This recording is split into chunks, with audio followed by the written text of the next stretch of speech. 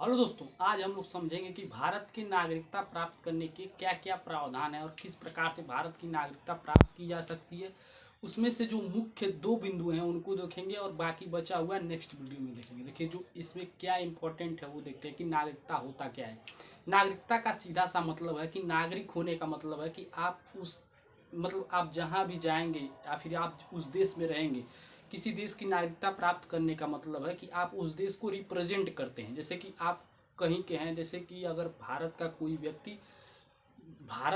व्यक्ति जाता है अमेरिका में, तो वह केवल भारत का व्यक्ति नहीं होता है, वो भारत को रिप्रेजेंट करता है कि भारत के लोग हैं, ये भारत को रिप्रेजेंट करता है भारत का व्यक्ति जाकर के। तो उसके लिए कुछ प्रावधान तो होंगे। मतलब कि अगर मान लीजिए कल को कोई जाकर के चोरी करता है भारत से जाकर के अमेरिका में, तो वह उसकी बदनामी नहीं होगी अमेरिका में, होगी भारतीयों की बदनामी, यानी भारत में रहने वाले लोगों के लिए। तो नागरिकता देने के लिए जो देश हैं, जो सभी देश हैं, वो बहुत स्ट्रिक्ट होते हैं कि सभी को नागरिकता ना मिल जाए। कहीं ऐसे टेररिस्टों को नागरिकता ना मिल जाए कि जो कि जा करके आपकी नागरिकता लिए हुए हैं और आप किसी दूसरे देश में जा करके हमला कर रहे हैं, जिससे कि आपको नुकसान हो या फिर मतलब उस देश को नुकसान होगा। तो वह किसके ऊपर ब्लेम आएगा? आपके देश के ऊपर आएगा। क्योंकि देखिए, पाकिस्तान में जो है, पाकिस्तान के जो नागरिक हैं वो आतंकी गतिविधियों में इन्वॉल्व होते हैं। इस वजह से क्या होता है कि जो पाकिस्तानी हैं उनको एक मतलब इस नज़रिए से देखा जाता है कि सभी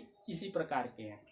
हालांकि कुछ लोग सही होंगे, लेकिन सभी को इसी प्रकार से देखा जाता है कि सभी आतंकवादी हैं। क्योंकि वहाँ के नागरिकों ने गलत काम किए हुए हैं, क्योंकि उनका इतिहास है, उन लोगों ने आतंकवाद को फैलाया है। इसलिए नागरिकता देने के लिए अलग अलग देशों में अलग अलग प्रावधान है। जैसे कि अमेरिका में है कि अमेरिका में कोई जन्मा तो वो अमेरिका का नागरिक हो जाएगा, चाहे उसके माता पिता कहीं से आए हो, किसी प्रकार से आए हो, चाहे वो छुप के आए, चाहे जैसी मर्जी आए। लेकिन यदि बच्चा वहाँ पे जन्म गया, मतलब अमेरिका के भूभाग के क्षेत्र में, अमेरिका का जो क्षेत्र है, और अमेरिका का क्षेत्र कहाँ तक, किसी भी देश का क्षेत्र वहाँ तक होता है जहाँ तक, जैसे मान लीजिए कि कोई प्लेन उड़ रही है, तो वह भी यदि वो अमेरिका की कंपनी की है, तो वो प्लेन मतलब वो प्लेन का जितना एरिया जो हवा में है, कहीं खड़ी है, अगर उस एरिया में कोई बच्चा जन्म लेता है तो वह कहाँ का नागरिक माना जाएगा? अमेरिका का नागरिक माना जाएगा। क्योंकि वो जो प्लेन है वो अमेरिका के वहाँ रजिस्टर है, अमेरिका की कंपनी है, इसलिए वह जो मतलब प्लेन है वो उड़ता हुआ भूभाग है किसका? अमेरिका का। यानी अमेरिका की उड़ती हुई जमीन मान लीजिए, उसको इस प्रकार से रिप्रेजेंट किया जाता है। फिर भारत की कोई कोई जहाज में कोई बच्चा जन्म लेता है तो वो भारतीय हो जाएगा। लेकिन भारतीय होने के लिए उसके कुछ और प्रावधानों को पालन करना होगा कि भारत की जहाज में जन्म लेने से मात्र भारतीय नहीं हो जाएगा। लेकिन अमेरिका में ऐसा नहीं है। अमेरिका में है कि अमेरिका के क्षेत्र में जो जन्म लिया वो अमेरिका की नागरिकता ले लेगा, और उसकी रक्षा मतलब उसकी सुरक्षा के लिए, चूंकि अमेरिका का नागरिक हो गया, तो उसकी सुरक्षा के लिए जो अन्य लोग हैं, मतलब जो माता पिता हैं, उनको भी धीरे धीरे नागरिकता दे दी जाती है अमेरिका में। ऐसा ऐसा होता है नॉर्मली। तो क्या है नागरिकता? नागरिकता यही है कि नागरिकता मिलने से आपको उस देश में कुछ विशेष अधिकार मिल जाते हैं, कुछ विशिष्ट अधिकार जो कि अन्य लोगों को, विदेशियों को, टूरिस्टों को वो अधिकार नहीं प्राप्त होते हैं। वो अधिकार केवल उसके नागरिकों को प्राप्त होते हैं जो कि उस देश के लिए इम्पोर्टेंट होते हैं। उस देश के लिए वो नागरिक ज़्यादा इम्पोर्टेंट होते हैं। नागरिकता इसलिए दी जाती है। नागरिकता के तहत आपको बहुत सी सुविधाएं मिल जाती है। जैसे बहुत से देशों में यदि आप वहाँ के नागरिक हैं तो आपको फ्री में मेडिकल हो जाएगा, फ्री में सब कुछ रहेगा। जैसे जो लोग बूढ़े हो जाते हैं उनके फ्री में देखभाल होता है, जापान में जैसे है। तो नागरिकता के बहुत से हैं। आप भारत में नागरिक हैं तो आपको नागरिक होने के तौर पे आपके फ्री, यहाँ पर भी फ्री में इलाज हो जाएगा, बहुत से इलाज फ्री में हो जाएंगे, राशन मिलता है, बहुत सी चीज़ें। इन सब चीज़ों के लिए आपको नागरिकता की ज़रूरत पड़ती है। और नागरिकता देने के लिए भारत में जो प्रावधान है वो क्या है? भारत में जो मूल संविधान है उसमें कोई नागरिकता को देने के लिए या फिर छोड़ने के लिए कोई विशेष प्रावधान है। छोड़ने के लिए यही है कि आप आर्टिकल 9 में जब आप किसी देश की नागरिकता लेंगे तो स्वतः ही इस देश की नागरिकता आपकी समाप्त हो जाएगी।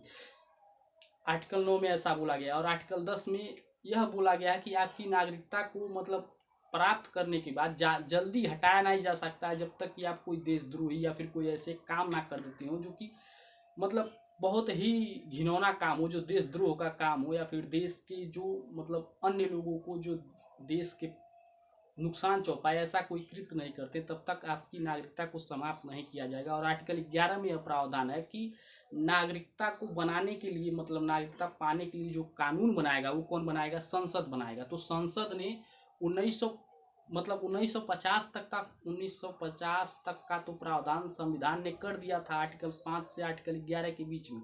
लेकिन उसके बाद के लिए यदि नागरिकता प्राप्त करना कोई चाहे तो उसके लिए वो अधिकार किसको दिया गया था? तो संसद को दिया गया था। तो संसद ने क्या किया? 1955 में एक अधिनियम लिया, नागरिकता अधिनियम। इस अधिनियम के अनुसार क्या हुआ? इस अधिनियम के अनुसार 5 प्रकार से नागरिकता दी गई। जो पहली प्रक्रिया थी वो क्या थी? जन्म के आधार पर। और दूसरी प्रक्रिया थी वंश से। और तीसरी प्रक्रिया जो थी, पहली जन्म से, दूसरी वंश से, तीसरी पंजीकरण से, और चौथी थी प्राकृतिकरण से, और जो पांचवी थी वो क्षेत्र के विलय से। मतलब ये 5 प्रकार हैं जहां से आप भारत की नागरिकता प्राप्त कर सकते हैं। पहला जन्म से, दूसरा का वंश से, तीसरा का पंजीकरण से, और तीसरा का पंजीकरण से, चौथा प्राकृतिकरण से, उसके बाद क्या है? क्षेत्र के विलय से भी आप नागरिकता प्राप्त कर सकते हैं। ये प्रावधान है। उसके बाद क्या हुआ? जन्म से जो नागरिकता थी वो जब चालू हुई तो उसमें यह प्रावधान था कि 26 जनवरी 1950 से जो भारत में जन्म लेगा वो भारत का नागरिक हो जाएगा। जैसे अमेरिका में जो जन्म लेगा वो अमेरिका का नागरिक हो जाएगा। चाहे अमेरिका के जहाज में ही क्यों ना जन्म लिया हो, अमेरिका का नागरिक हो जाएगा। तो उसी के हिसाब से भारत ने भी कर दिया कि भारत के क्षेत्र में जो जन्मा वो भारत का नागरिक हो जाएगा। पर सबसे ज्यादा समस्या तब बढ़ गई जब 1987 तक, इसके पहले क्या हुआ था? इसमें बदलाव किया गया। इसके पहले बदलाव करने का कारण यह था कि जब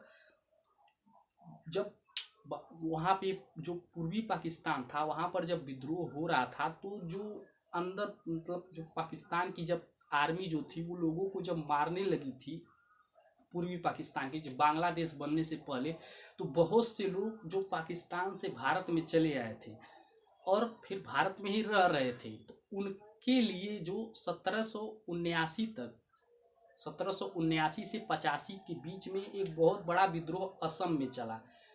उस विद्रोह के कारण सरकार ने यह बोला कि हम इसमें कुछ सुधार करेंगे, मतलब वहाँ की जनता को यह आश्वासन दिया कि हम उसमें सुधार करेंगे। उसके बाद उसमें सुधार हुआ। उसमें सुधार क्या हुआ कि इसमें यह सुधार किया गया कि 1987 से भारत में जन्मा हर व्यक्ति भारत का नागरिक होगा।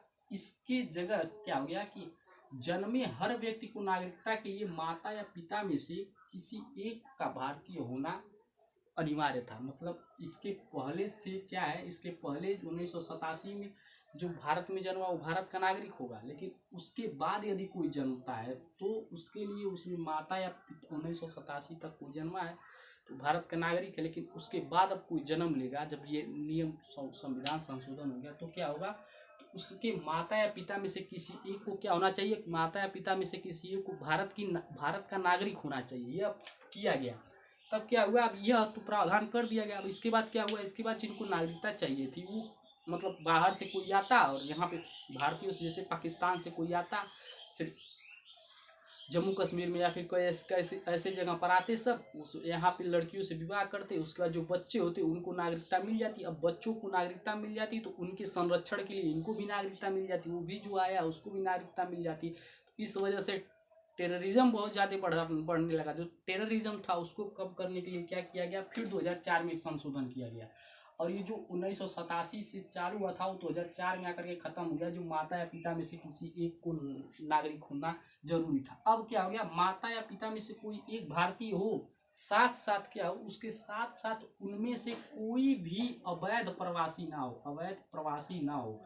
वैध तरीके से प्रवासी हैं तो चलेगा, लेकिन अवैध तरीके से चोरी चुपके से आए हैं तो आप, मतलब आपके बच्चों को नागरिकता नहीं मिलेगी। आप, और उसके संरक्षण के लिए जो नागरिकता मिल जा रही थी वो भी नागरिकता नहीं मिलेगी। तो आपको वैध यानी वैलिड तरीके से यदि आप आते हैं, प्रवासी है कहीं से आए हैं, तो उसके बाद यदि आप कोई होता है आपका बच्चा तो उसको नागरिकता मिल जाएगी। उसके बाद क्या है? वंशानुक्रम से जैसे कि वंशानुक्रम में क्या था कि विदेश में जन्मे बच्चे को नागरिकता कैसे मिल सकती थी। इसके लिए क्या था कि विदेश में जन्मे बच्चे को नागरिकता मिल सकती है यदि उनके माता पिता में से कोई एक भारतीय हो। मानी विदेश में कोई बच्चा जन्म लिया है तो उनमें उसके माता पिता में से कोई एक भारतीय हो, लेकिन वो जो विदेश में जन्म लिया है, उस जिस बच्चे ने जन्म लिया उसका पंजीकरण यानी उसके माता पिता ने पहले पंजीकरण करवा लिखा हो किसमें, भारतीय दूतावास में। भारतीय दूतावास में यदि पंजीकृत हैं तो उनको क्या मिल जाएगी, भारत की नागरिकता मिल जाएगी। तो ये दो मुख्य चीज़ें थे, एक जन्म के आधार पर, एक वंशानुक्रम के आधार पर। अब इसके बाद हम लोग समझेंगे पंजीकरण के आधार पर कैसे मिलती है और प्राकृतिकरण से और क्षेत्र के विलय के आधार से कैसे मिली थी नागरिकता।